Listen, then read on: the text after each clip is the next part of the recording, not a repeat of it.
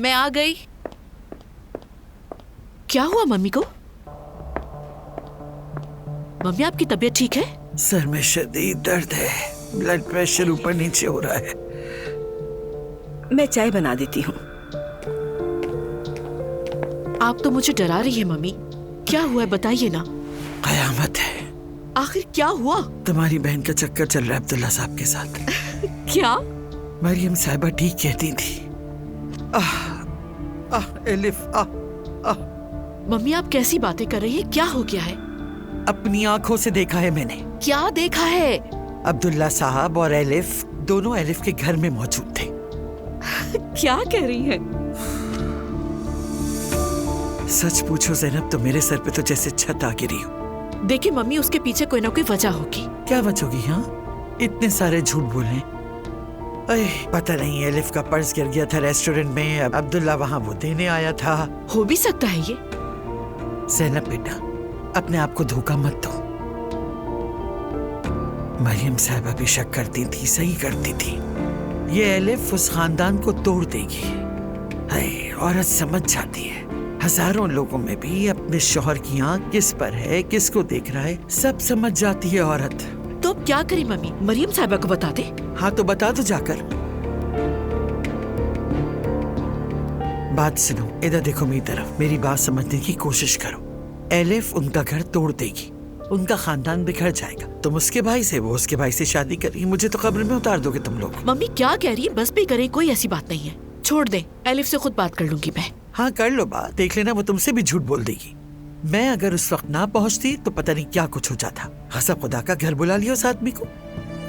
अच्छा, कहाँ है एलिफ? घर पर है? जब मैं निकली थी तो घर में ही थी। ओके, मैं जाकर देखती हूँ उसे। कुछ पता नहीं है, अब्दुल्ला साहब शायद वहीं मौजूद हों। बस यही कमी बाकी रह गई थी हमारी लाइफ में। मेरा सर।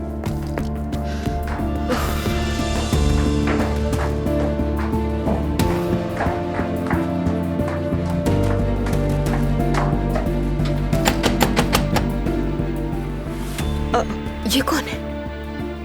एलिफ नहीं हो सकती, उसके पास चाबी है। ठीक है, ठीक है, आप घबराए नहीं, मैं जाकर देखती हूँ, आप कहीं छुप जाए।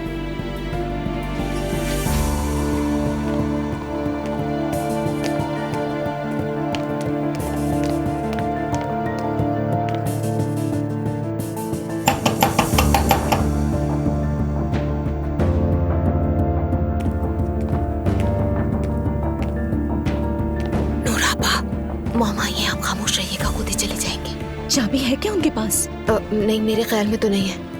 मतलब मुझे नहीं पता, लेकिन उनके पास चाबी नहीं हो सकती क्योंकि खाला किसी को भी चाबी नहीं देती। ठीक है, बस मुझे ना देख लें। ठीक है, आप बस रिलैक्स हो जाए। ठीक है। आई, डर गई मैं। क्या हो रहा है एलिफ? सुमैया सुल्ताना भी ऊपर पड़ी होंगी शायद। एलिफ मैं सीरियस हूँ। मम्मी ने जो कुछ बताया वो सच है? मुझे क्या पता मॉम ने क्या बताया है तुम्हें। एनीवे, दरवाजा खोलो, अंदर जाके बात करनी है मुझे। वाकई ऐसी कोई बात नहीं है जैसा तुम सोच रही हो। तुम दरवाजा खोलो, अंदर बात करूंगी। ठीक है, बात कर लेते हैं, लेकिन घर में कैद होने की क्या जरूरत है? बाहर कैफे चल लेते हैं ना। क्यों, घर में कोई है? मॉम वाली बातें करना शुरू कर दी है तुमने भी। अप्पू को तो अलमारी में छुपा रखा है मैंने जैसे।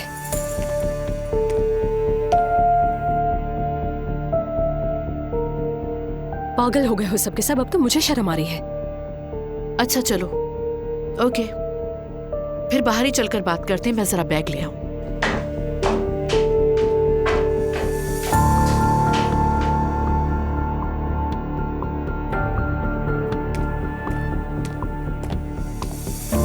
चली गई, परेशान मत हो आप। शुक्र है। नूर आप, अब मैं ऊपर मॉम की तरफ जा रही हूँ। ठीक है? एलिफ खाला भी आ गए हैं, अगर कुछ हो तो मुझे बताइएगा। ठीक है, अपना ख्याल रखना।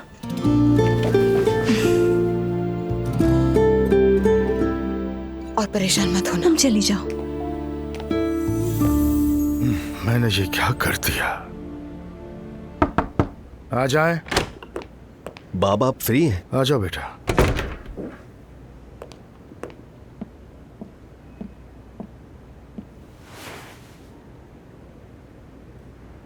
आप ठीक है ना बाबा?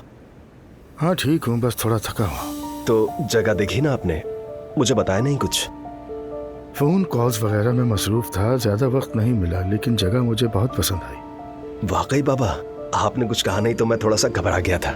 नहीं, वाकई पसंद आई। नायला की सुबह तबीयत खराब हो गई थी, इसलिए मैं उसे अकेला नहीं छोड़ना चाहता था। मैं नहीं आ सका, माफ कर दें।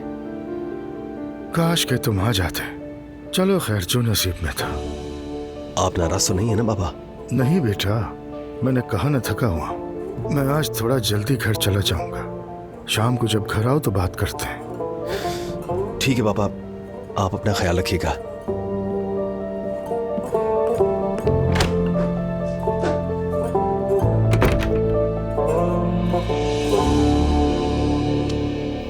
आओ दुआ आओ। कैसी हो मेरी जान? मैं बिल्कुल ठीक हूँ, आप कैसी? मैं भी ठीक हूँ। आप नानी जान? मेरी बच्ची। लेटी हुई थी आप?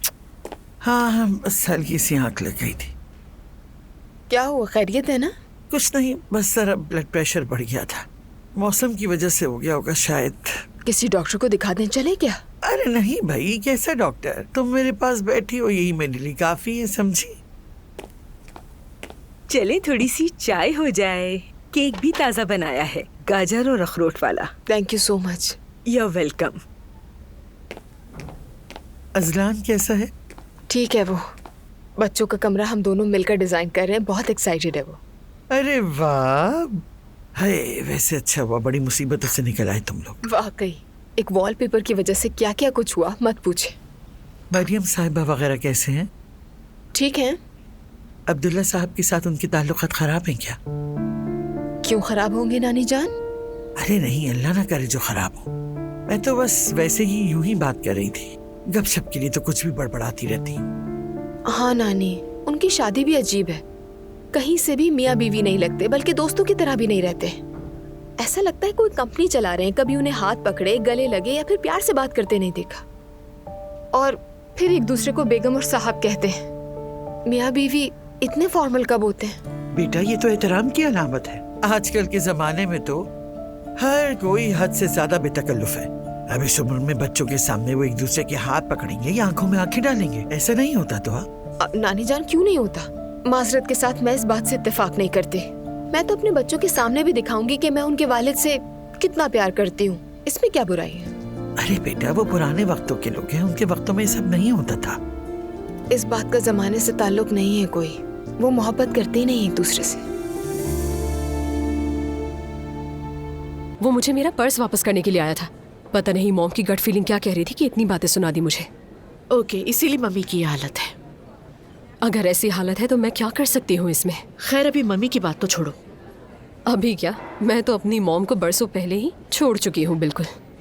एलिफ, तुम्हारा अब्दुल्ला साहब के साथ क्या चक्कर है? नहीं है यार, मेरी बात पर कोई यकीन क्यों नहीं करता? ये यकीन करने या यकीन ना करने की बात नहीं। देखो, मैं भी ऐसे ही इमोशन से गुजरी हूँ। मैंने पर्सनली उमर के लिए अपने इमोशंस को छुपाया था, और पूरी दुनिया से भी। मुझे लगता था मैं गलत काम कर रही हूँ, क्योंकि उमर उस वक्त शादीशुदा था। अरे वो उस पागल औरत के साथ शादीशुदा हो या नहीं, मुझे क्या। I mean, तुम भी ऐसी सिचुएशन में हो सकती हो। तुम्हारी भी फीलिंग्स हो सकती है एलिफ। हम किसी थेरेपी क्लास में हैं। मैंने कहा ना, मेरा कोई चक्कर नहीं है उसके साथ। तुम इस बात को प्रोलॉन्ग क्यों कर रही हो बिला वजह? हर कोई मुझ पर शक कर रहा है यार। इसमें इतना हार्श होने की क्या बात है? और इसमें मैनर्स की कोई बात नहीं है। मम्मी का परेशान होना बिल्कुल नॉर्मल है एलिफ। आखिर अब्दुल्ला साहब तुम्हारे घर क्यों आए थे, और इसीलिए इतनी बातें भी हो रही हैं। ये सवाल जाकर अब्बू से क्यों नहीं करते तुम लोग? मुझसे ही क्यों? उसके पास ड्राइवर नहीं है क्या? फिर ड्राइवर के बगैर अकेले आने का क्या मतलब? मुझे क्या पता, शायद वो मुझे देखना पसंद करता हो ज़ैनब। यानी अब क्या कहूँ मैं इसमें भी मेरा कसूर लगता है तुम्हें? लगता है तुम्हें भी उसकी दिलचस्पी अच्छी लगने लगी है एलिफ। ज़ैनब, अब तुम हद पार कर रही हो सच में। एलिफ, तुम मेरी छोटी बहन हो। चाहे तुम कुछ भी करो, जैसा भी करो, मैं हमेशा तुम्हारा साथ दूंगी। ठीक है, बहुत शुक्रिया तुम्हारा। तो फिर हम इस बारे में मजीद बात क्यों कर रहे हैं? आखिर खत्म करो इसे। क्योंकि मैं नहीं चाहती तुम तकलीफ में आओ या तुम्हारे साथ कोई नाइंसाफी हो। ना मैं तकलीफ में आऊंगी, ना मेरे साथ नाइंसाफी होगी, क्योंकि मेरे और अब्दुल्ला साहब के दरमियान ना कुछ है, ना हो सकता है और ना कभी होगा। और वैसे भी तुम लोग उस खानदान को पसंद नहीं करते थे ना, उन्हें पुराने जमाने के समझते थे। और अब देखो, मॉम भी उनसे कम नहीं है वैसे। उन्हें बस यही फिक्र रहती है कि लोग क्या कहेंगे, सोसाइटी में क्या मुंह दिखाऊंगी मैं, यही सोचती रहती है बस। तुम भी यही सोच रही हो अब? ऑफ कोर्स एलिफ, वो हमारी माँ ऐसी है तो क्या करें। हमेशा एक ही बात कहती हूँ, वो खुद को नहीं बदलेंगी, तुम ये बात समझो। ठीक है, अगर वो ऐसी है तो मेरा भी हक है कि मैं उन्हें इसी तरह कबूल करूं। समझ गई ना तुम? अगर तुम दोबारा ये मौजू छेड़ोगी या मुझसे इस बारे में सवाल करोगी तो मैं तुमसे नाराज हो जाऊंगी। याद रखना ये बात। ओके